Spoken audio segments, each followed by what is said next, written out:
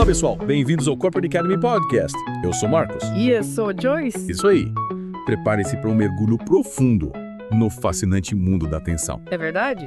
Hoje vamos explorar as ideias do Daniel Goleman no livro Foco. É como se fosse um manual de instruções para o nosso cérebro, sabe? E se você se sente sobrecarregado de informação, vive correndo contra o tempo ou simplesmente quer turbinar seu poder mental, esse ditado é para você. Com certeza. E não se esqueçam de curtir e compartilhar para que mais pessoas descubram os segredos da atenção. Mandou bem. Para começarmos, vamos imaginar um segurança super atento numa loja de luxo. Ele observa dezenas de clientes ao mesmo tempo e, de repente, identifica um possível ladrão apenas pelos movimentos e olhares. Incrível, né? Totalmente. É como se ele tivesse um radar, um sexto sentido para detectar comportamentos suspeitos no meio de tantas distrações. Mas o Goleman explica que mesmo pessoas com foco aguçado, como segurança, também têm momentos de divagação mental. É algo natural que acontece com todos nós. A gente se distrai o tempo todo, né?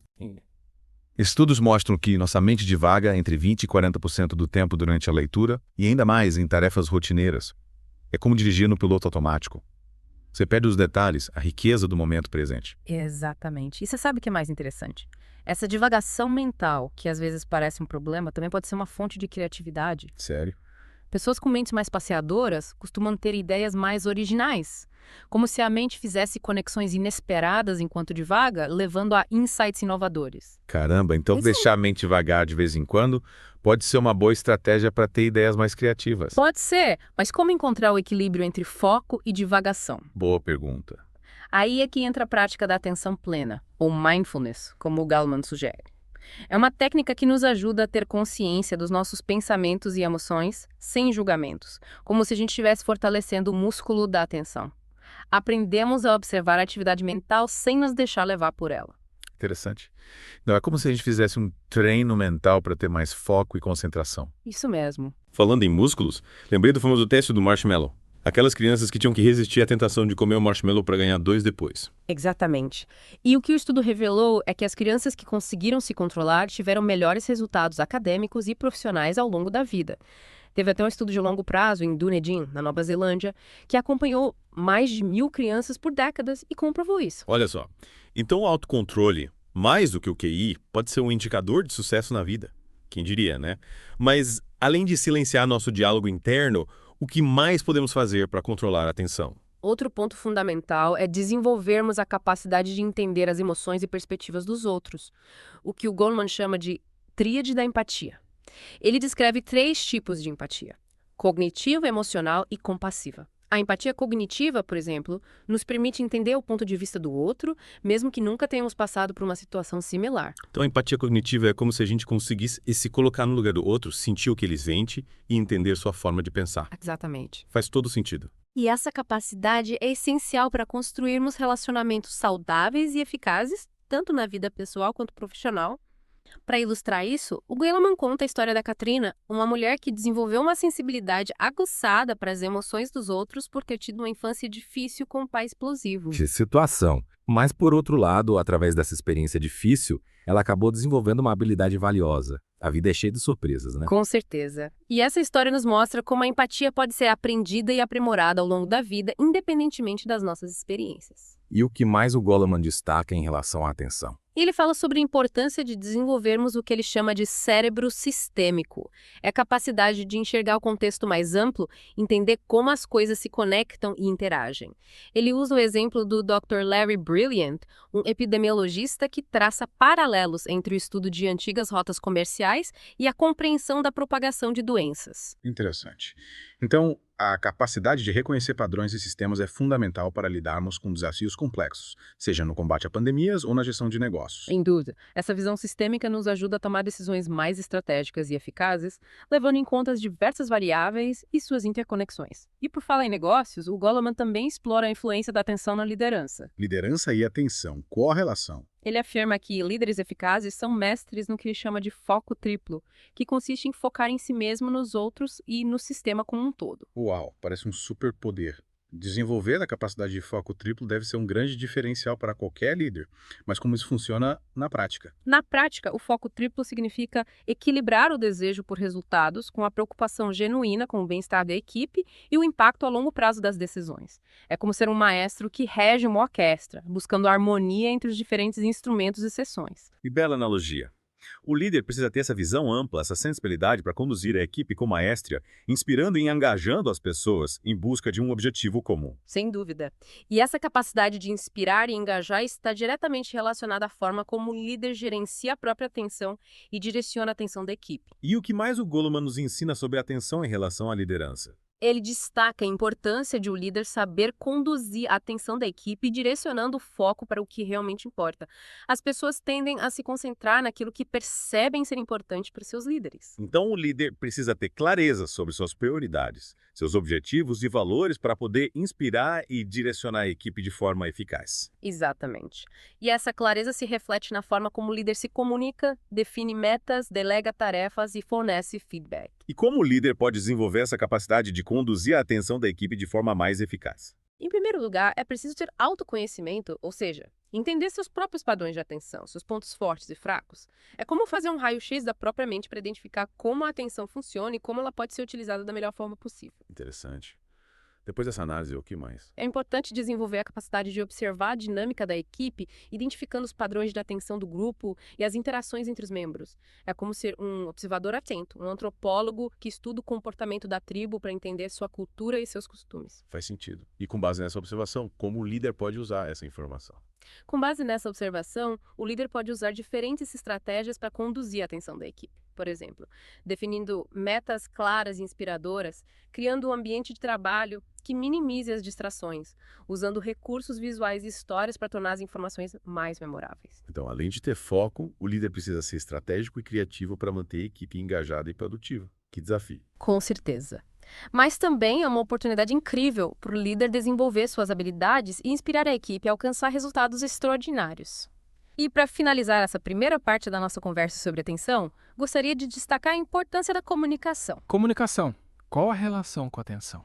Um líder que se comunica bem consegue capturar e manter a atenção da equipe, transmitindo suas ideias de forma clara, concisa e envolvente. Verdade. Uma boa comunicação faz toda a diferença na hora de inspirar, motivar e mobilizar as pessoas. Mas como o líder pode aprimorar suas habilidades de comunicação para conduzir a atenção da equipe de forma mais eficaz? Existem diversas estratégias. Por exemplo, usar a linguagem corporal expressiva, fazer contato visual com todos os membros da equipe, usar recursos visuais para ilustrar suas ideias E contar histórias. Histórias são poderosas ferramentas para engajar a atenção das pessoas. Com certeza. Histórias criam conexão emocional, facilitam a compreensão de conceitos complexos e tornam a mensagem mais memorável.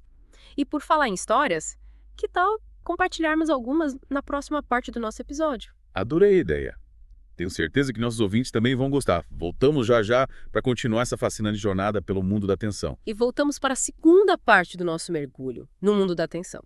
Lembram que falamos sobre a importância de reconhecer padrões e sistemas? Falando sobre isso? Pois é, o Goleman usa um exemplo incrível de um líder que domina essa arte, o Steve Tuttleman. Steve Tuttleman. Quem é esse cara? Ele é um investidor de sucesso, Ah, tá. com um apetite insaciável por informações. Imagine só. Ele lê mais de 20 sites e várias publicações especializadas todo santo dia buscando insights para os negócios. Nossa, que dedicado. Ele deve ter uma capacidade de foco e processamento de informação absurda. É muita coisa para absorver. É muita coisa, mas não é só isso. Ele consegue conectar as informações que absorve com as próprias experiências e intuições, o que o ajuda a tomar decisões mais estratégicas. Interessante. Então ele não se baseia só em dados e informações, mas também usa a intuição. Exatamente. Legal. Ele não se limita a analisar dados frios, mas também leva em consideração seus sentimentos, suas impressões. O Goleman chama isso de marcadores somáticos. Marcadores somáticos, que nome diferente. O que seria isso? São como sinais que nosso corpo envia, reações fisiológicas sutis que refletem nossa experiência e nos ajudam a tomar decisões. É como se fosse uma bússola interna, Famoso bússola interna. nos guiando na direção certa. Nossa, que interessante. Então, além da razão, a gente também pode se guiar pelas sensações do corpo na hora de tomar decisões. Mas, e como saber se estamos seguindo a intuição certa?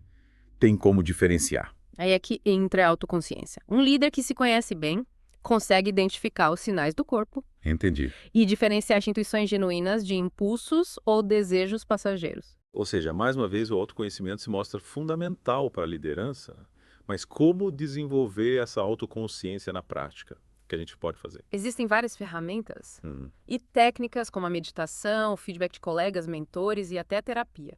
O importante é ter a disposição de se olhar no espelho, sem máscaras ou auto-engano, e ter a humildade de reconhecer os próprios erros e aprender com eles. Afinal, ninguém é perfeito, né? Verdade. Errar faz parte do processo. E essa jornada de autoconhecimento parece ser um processo contínuo, que exige esforço e disciplina. Mas, pelo que você está dizendo, os benefícios para a liderança são enormes, né? Com certeza. E falando em benefício para a liderança, o Goleman também destaca a importância de o líder saber ouvir de verdade as pessoas ao seu redor. Ouvir. Parece tão simples, né? Mas, no dia a dia, com a correria e as distrações, a gente acaba não prestando atenção de verdade no que os outros estão dizendo. É verdade. A escuta atenta é essencial para construir confiança, fortalecer relacionamentos e tomar decisões mais eficazes. E, claro, para desenvolver a empatia, para entender as perspectivas e as necessidades das outras pessoas. Todo sentido. Um líder que não ouve sua equipe pode acabar cometendo erros graves, criando um clima de desmotivação e frustração. E o Goleman cita algum exemplo de líder que não sabe ouvir, alguém que a gente possa usar como referência negativa. Sim, ele descreve um tipo de líder que ele chama de marcador de ritmo. É aquele que está tão focado em alcançar resultados que ignora o impacto de suas ações sobre as pessoas. É como aquele chefe workaholic que cobra demais da equipe e não se importa com o bem-estar de ninguém. Esses a gente conhece bem, né? Sim, Lesos. esses líderes geralmente têm dificuldade em delegar tarefas, centralizam decisões e não reconhecem os méritos da equipe. Acabam sendo vistos como arrogantes, impacientes e insensíveis. E o resultado é um clima de medo, insegurança e desconfiança na equipe. As pessoas trabalham com medo de cometer erros, sem liberdade para expressar suas ideias ou opiniões. É um ambiente tóxico, que sufoca a criatividade e a inovação. Exatamente. E qual a alternativa para esse tipo de liderança? O que o Goleman sugere? Ele defende um estilo de liderança mais humano, que valoriza a inteligência emocional, a empatia e a colaboração. Um líder que sabe inspirar, motivar e engajar as pessoas, criando um ambiente de trabalho positivo e produtivo. Um líder que se preocupa com o desenvolvimento da equipe, celebra as conquistas, reconhece os talentos e estimula o aprendizado contínuo. Show! Mas será que esse estilo de liderança mais humano funciona em qualquer tipo de organização? O Goleman acredita que sim, e apresenta exemplos de empresas e líderes que adotaram esse modelo com sucesso, em diferentes setores e culturas. Ele também fala sobre o impacto da atenção na cultura organizacional. Cultura organizacional, como Chu. Ele destaca que a cultura de uma empresa é como um sistema, um conjunto de valores, normas e comportamentos que moldam as interações e as decisões.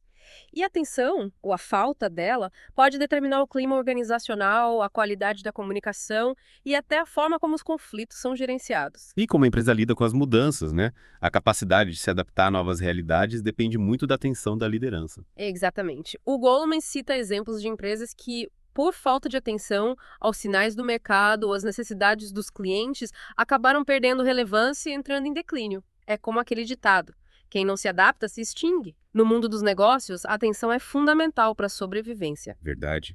E o que mais ele destaca em relação à cultura organizacional? Ele fala sobre a importância de criar uma cultura de aprendizado contínuo, que estimule a curiosidade, a experimentação e o desenvolvimento de novas habilidades. Uma cultura que valorize a troca de conhecimento, a colaboração e a inovação. Esses são ingredientes essenciais para que a empresa se mantenha competitiva e relevante no longo prazo.